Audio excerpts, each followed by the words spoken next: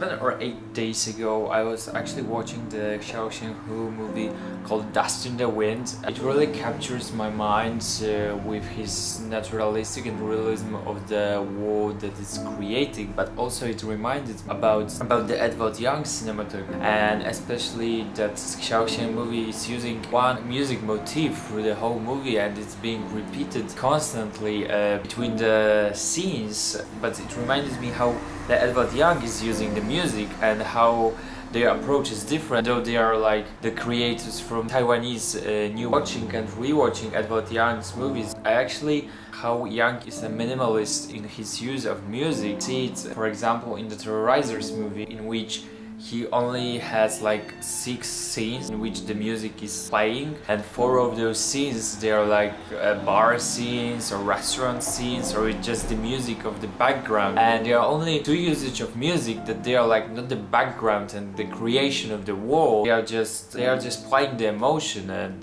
the idea is that they are songs. They are important not only for us as a viewer, but also for the emotion of the movie, also for the characters in the movie, because they're actually 2 songs, and one of them is at the beginning of the movie. 20 minutes we are in the movie, and this first one is Smoke Gets in Your Eyes by the Platters, and it's really popular song from late 50s. One of the characters is playing it on the vinyl record. We can see she's starting to light her cigarette, losing or lost already her daughter. She's going after all to her room, and she's just touching her, and she's realizing that she lost her already, and she's here, but soon after her wound of the leg was gonna be healed, she's just gonna be gone, and she's just gonna run away from her, and there is nothing she can do. And that one is also really compared to the music, because that smoke who gets in your eyes is really annoying, like that situation. You cannot do anything with that smoke that is getting in your eyes,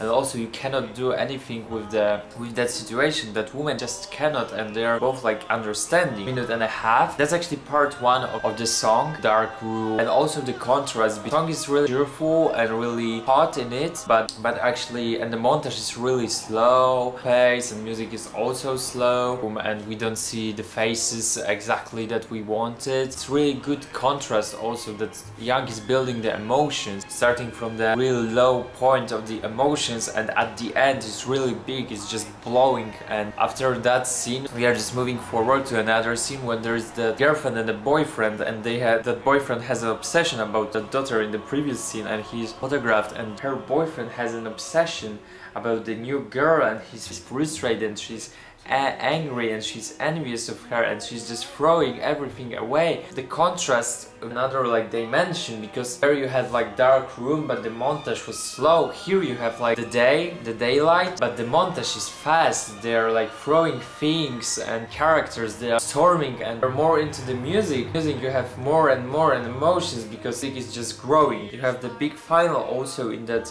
We have that cattle drum hit at the end, which is just the final statement of the song, with the 16 notes, rapid violins, that they are finishing the song. And that cattle drum is just girlfriend's just realizing her boyfriend just disappeared, and we only have like sound of the real world is just coming back on the screen. We only see the curtain that is waving, and that's it. That's the end of the song. That's the end of the big emotions that were. After that we only see the boyfriend just. We are moving forward in the story of the film. That song at the end of the movie of the film of the Terrorizers is also very important, because one of the characters, he's just blowing his head, and we just hear that song from the radio.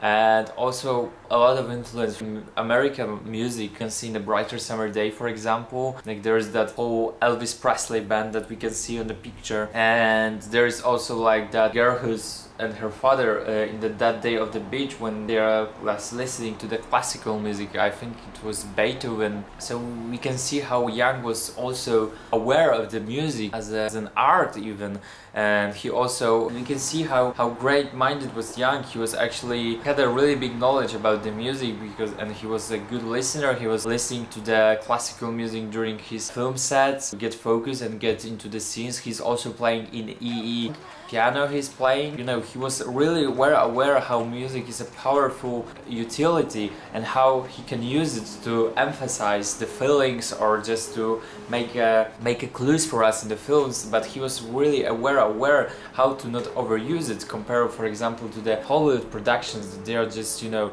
overusing the music to just make the smaller clues, even though the guy is just pissing, you know, to the toilet. And so I really recommend you to go and watch some of the Young's films, listen to the music and just see how he's approaching to the music, because I think it's really interesting.